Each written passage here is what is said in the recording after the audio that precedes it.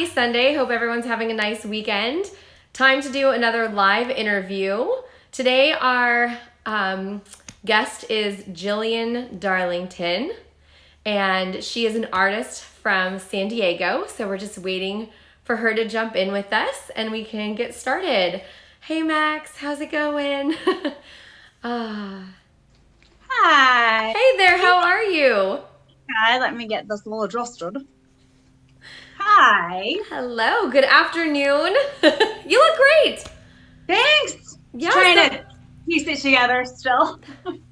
I'm just wiped out. It's these groundhog days are killing me.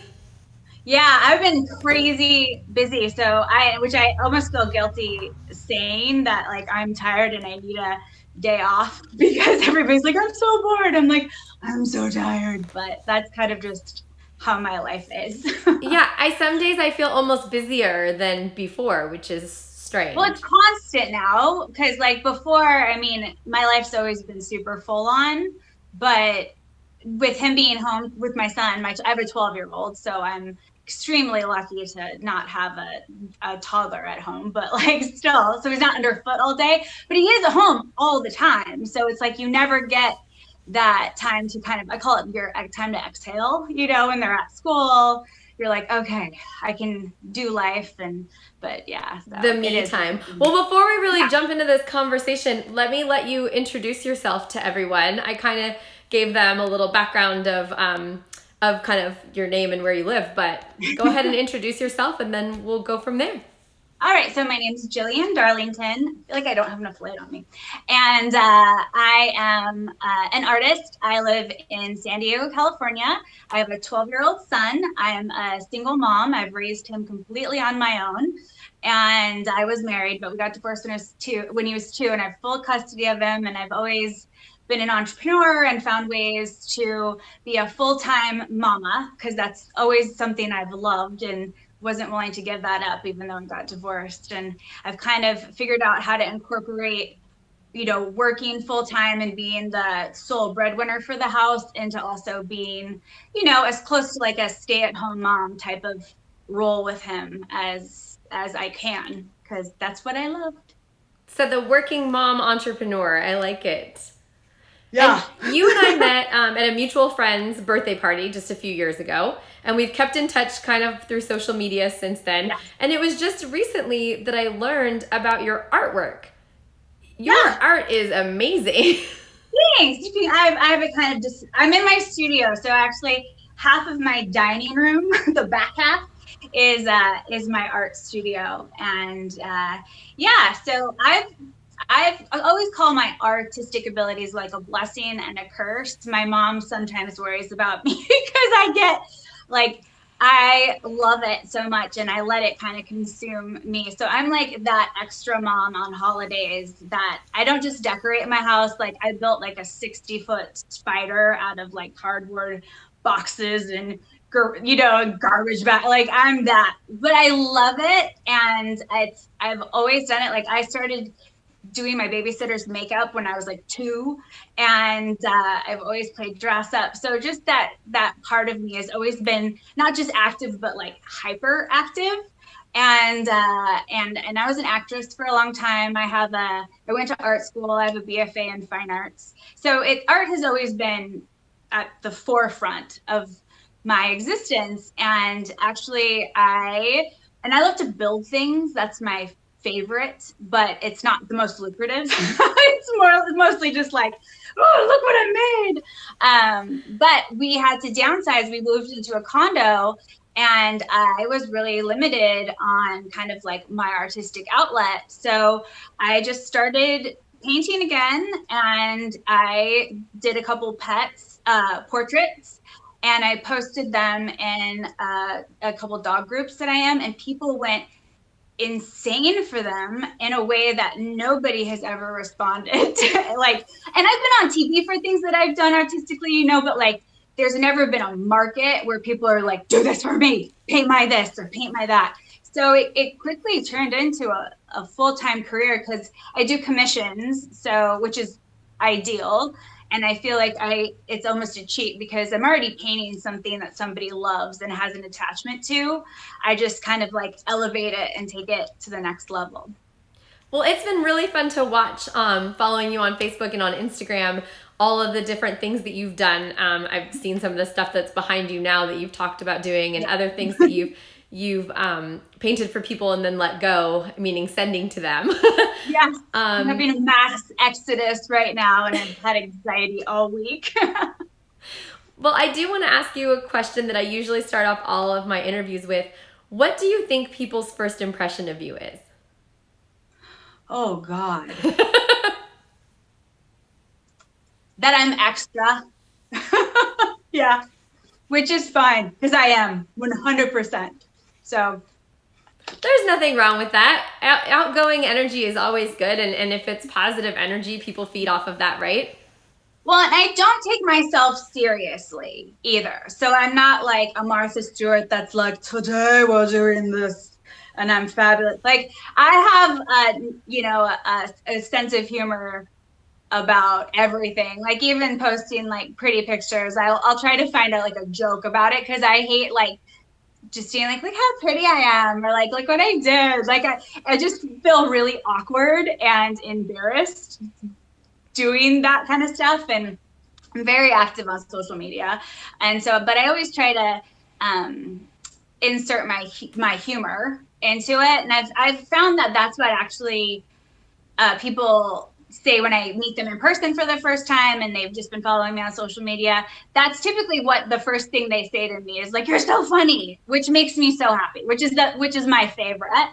And so I would say the extra thing is the first impression, and then my sense of humor is second of all. So I love it. So you mentioned you're a single mom and you balance that with the art. Have you always done art and you're just now coming back to it, or? Yeah. So I've done art my whole life since that's been the number one thing I did. So I actually took a hiatus from art when I had my son, and then I had a couple businesses and they were really at the forefront. And with my last company, after that, I just was like, okay, what can I do? And it really took me, testing the waters, because I had done I was a marketing consultant in between my last company and what I'm doing now. And, so I had a lot of knowledge about a lot of different industries. So I kind of tested the waters, but I was very clear on what do I want to do next? Because I give 100% of myself to like whatever I do. But I wanted it to, I had like the boxes I wanted to check, and this just checks all the boxes. It's so wonderful to be able to actually make something that makes other people, happy and they can keep forever. And it's one of a kind, so, but yeah. Well, and that's because you mentioned you only do commissions. So meaning, explain kind of to people what that means. So I don't only do commissions, but like now it's kind of like all I have time for are commissions. But I mainly do people, pets, and I do cars. That's the nice part about it is all they have to do is send me a couple basic photos for me to take inspiration from, and then I paint a portrait. So that's a commission. So which is nice because it's upfront. I'm already creating something that's already sold for, so I don't have to do a lot of the marketing part. I was very sick of marketing and having to sell things to people, so it's really great to be able to make things that people already have paid for and want. And I'll do original pieces too when inspiration hits me, but those are definitely are few and far between. But I don't really push to sell them. I do sell them, but mainly it's when people make me offers. I don't advertise them very much. So it's probably, like you said, pretty nice to have something where someone's asked for something, so the comfort level's already there and you can calmly paint and really get into it with your vibes. And it's a collaboration too. I love making something that's like exactly what somebody wants, So it's like the more specific you tell me what you want, and like with pictures, like whatever, like the easier it is for me to then get creative on top of already knowing exactly what you want it to look like. Well, that's good to know since you're going to do that one piece for us that we asked for. So now I don't feel Yes. so bad if I'm asking for something. I never want to No. step on artists' toes, so. No, and that, oh, I get that a lot. And some people are like, "Oh, I trust you. You do whatever you want." And at some point, yes, like some people have given me some feedback where I'm like, "No, like that's not gonna look good. Like you don't want me to do that." Or I'll do it and be like, "No, that's not gonna work." So at that point, yes, but then at the beginning stages, as far as the actual image and the colors mainly, the more specific people can be. And I noticed on your Instagram and Facebook that you've been doing a lot of maternity stuff right now. I see the one behind you too. So Yes, I just finished her. I love how she came out, and her hair, I made her hair much more dramatic and all of that. So, and I think it's wonderful because with with the coronavirus and the shelter in place, the pregnant moms and new moms aren't getting to do maternity shoots and newborn shoots, which is kind of like two of the most fun things that you get to do when you're kind of not physically feeling awesome. And so I am so happy to be able to still provide like these immortalized images of these mamas that aren't just photos, they're pieces of art, and something that they can keep forever, and without having to take photos. And I'll direct people too. I'm like, just have your husband take like this angle or do this or do that, because I love photography too, but I can give some direction here and there, and just take it with your iPhone or and just send it to me, and I'll make it magic, I promise. I love it. Like I said, I had no idea that you even did art, and I was like, wait, are these her paintings? And they're amazing. I love seeing the stuff that you're working on. So that's my selfish adage for today. Like I love looking at what you post, and I was utterly impressed and blown away. I showed Nick, my fiance, and I was like, look at how she does people. I can't do I think it's amazing. Like it's beautiful work. Thank you. Where are you from originally? I'm from Northern California, so I'm a California girl. I live in San Diego now, so but yeah, I grew up in the San Francisco Bay Area, and I'm very glad I did. Bay Area people are good people. I love California too. I'm from Las Vegas originally, but I love being in California. I've been here since 1994, I think. So yeah, I can't even do the math because that's what coronavirus has done to me. So, so you said your son is 12. Yeah. So how is what we're all going through right now affecting him? I know you're probably also playing mom, entrepreneur, artist, and teacher.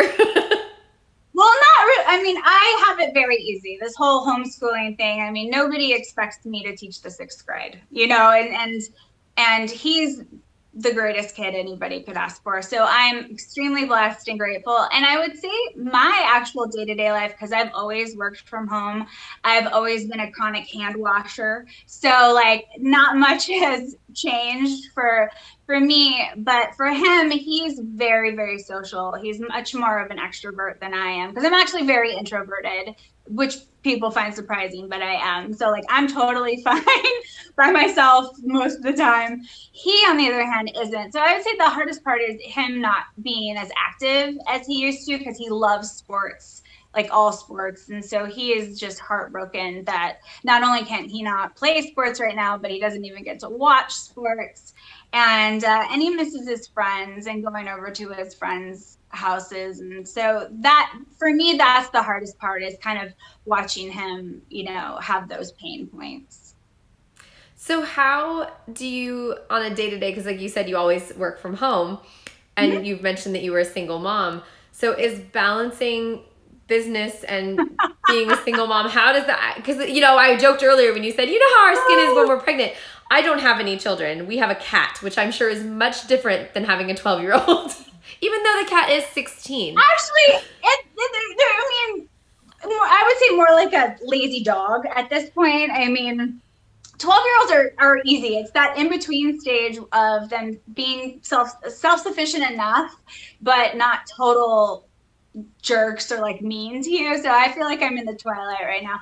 But I always laugh when people ask me about like work-life balance. I'm like, that doesn't exist. You just go all out all the time. And I am exhausted all the time. And I'm very honest, and it has definitely killed relationships for me, or even my desire to be in a relationship, because I only have so much energy, and I'm very honest. It's like between giving so much to my kiddo, because being an amazing mama to him is the most important thing, and then with work, really that takes up, I would say, 90% plus of my time and my energy. And I've been very focused on this because it's going really well. So I'm like, I'm gonna give it my all, and stay away from the boys and the men's, and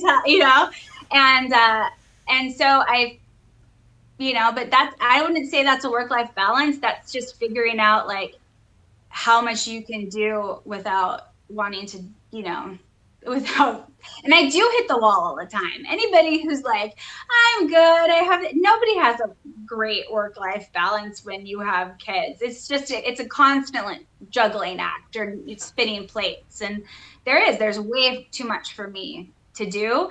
And I think it's giving up certain things that aren't crucial. Because like for me, because I was an actress and I'm in the front of camera, so like the way that I look has always kind of been at the forefront of my existence. And with my last company, that was the thing, that even though I was on TV and on covers of magazines and way more stuff than I ever had been, me looking like a bikini model all the time, just, it wasn't crucial to my existence. So like for me, I went from doing Zumba and like kickboxing every single day to not. and being okay with that. And that's something I do still struggle with. Like sometimes, like I want to be beautiful, but I don't want anybody to tell me to be beautiful. Like the minute a guy says something, I'm like, oh no, you didn't. Because I went in on somebody hard on Facebook. I was like, okay, yeah. So us women, especially me, because I do everything, because I don't have a co-parent. So like, I don't delegate anything, I'm like, okay, here. So let me look perfect. Let me make really good money. Let me be a parent. Let me have, so my house constantly looks disgusting and a disaster. And that's okay with me. Like that is 100%, like it gets to me sometimes, and it doesn't get too out of hand, but I have a lot of stuff. So it's more messy than anything else. And it doesn't bother me. If I was OCD and that was something that drove me nuts, that might be something different. But I think the whole work-life balance is just learning how to prioritize what really is important in your life and give that your energy, and let that stress you out if that's going wrong, and learn some stuff that you can just be okay with not being perfect at. Well, and I think we're also our own worst critics, right? And I think you said it best when you said it's really about prioritizing. Sometimes you have to have you as priority number one. And then I'm pushing 40, and it has taken me to get to this point to realize like my feelings are more important than some guy who wants to take me out to dinner. Like I would go out on dates with people because they really wanted to go on a date with me. And I was thinking to myself, like, wait, do I really want to go on this date? And then I was like, no, not really. So why are you doing it? And so that's something I've recently, reprioritized, is how I exist in my romantic life and dating world, and which I've pretty much just shut down at this point. But, it's like and you can do that with all things of like, wait a second, am I doing this because somebody else really wants me to do this, or do I really want or need to do this for myself? And I think that's really good. And I think a lot of people, like I said, I think, part of like why I do the show is I think people oftentimes are afraid of other people's opinions of them, or that they're going to be judged for their actions or what they want to do for themselves. And I hope that by showing all these different interviews and meeting all these people via these stories, that people are able to identify a little bit with every person's story and be like, hey, it is okay that I'm, some type of way, or it is okay that I say no, or that I'm prioritizing myself. It's funny, I always ask people in the interviews, what is something that would surprise people about the person that I'm interviewing, and you already answered that. So when I ask what is something that would surprise people to know about you, you said that you were an introvert before, which would probably surprise people. I would never have guessed. Yeah. Yeah, I'm a Scorpio. So that's kind of like one of our traits is that we actually come off like charismatic or outgoing and like I'm great at an event and stuff like that, but I am not somebody who like needs to be around other people and I get anxiety too. Like if I'm like I love events, like I'm great in events, but like just going to like sit in the stands at Taylor's baseball game or like real basic stuff for me is like it's not always a real comfortable situation for me. I'm not very socially graceful, which people I think would find people who know me from events and stuff would find that odd, but I'm not. I'm very socially awkward. And so yeah, so that's the main thing. And so yeah, so quarantine has given me a good excuse to like just stay in my house and not feel guilty. To just hide in your turtle shell and ask me to do things that I have to say no to and stuff. So it's nice. Well, I'm thankful that you said yes to this conversation and to this interview, and I'm really excited to learn more things about you, and thank you again. I'll ask one question just to close out the conversation, if that's okay with you. Yeah.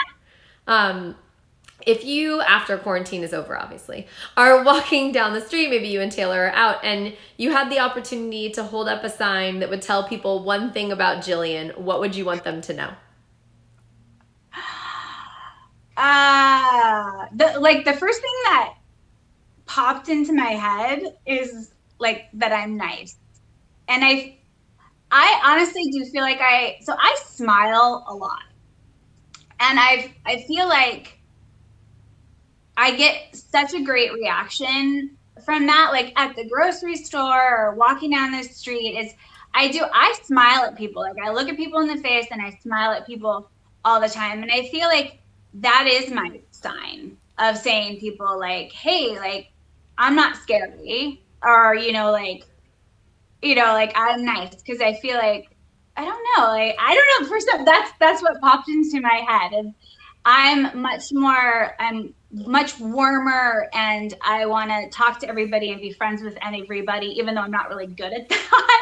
But it's something that's like inside of me that I want people to know. Like, hey, like I'm nice and I genuinely care. And I don't always come off that way, but that's true on the inside.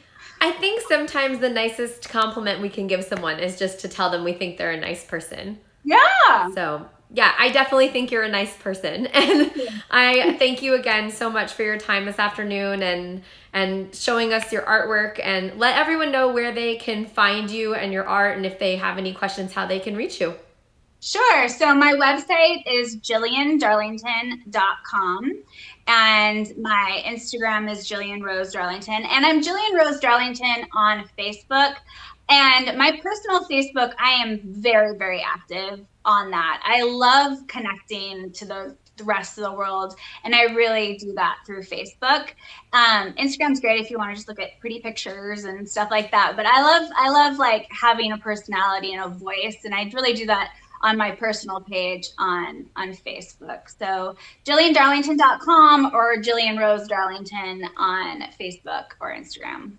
And you definitely are right. You definitely do let your personality shine through on Facebook. I feel like I've never met your son, but I feel like I know him through the antics and the silly conversations that you always share and the photos. And so thank you for letting us into your life, not only on Facebook, but today. Oh, well, thanks for caring about my life. Absolutely. Everyone's story is important and everyone is so interesting to me. That's how this show came to birth, if you will. Getting to know people is super important and really interesting to me. I joke around that I'm nosy. And so I just... Yeah, well, and I think it's fun too, because I feel like a lot of people do put out this, they call it, like this, what do they call it? Like the highlight reel. So it's nice to get to know somebody, who are you really? Like I see who you are through pictures and snarky Facebook posts, but like, who are you really? And I think that's great. I think it's awesome. Well, thanks. Well, I hope you have a wonderful rest of your evening. I'm sure that there's some fun stuff on tap for you and Taylor. So. Oh yeah, yeah. The grocery store, like picking up all the clothes off of my bedroom floor. It's exciting stuff. Glamorous, always.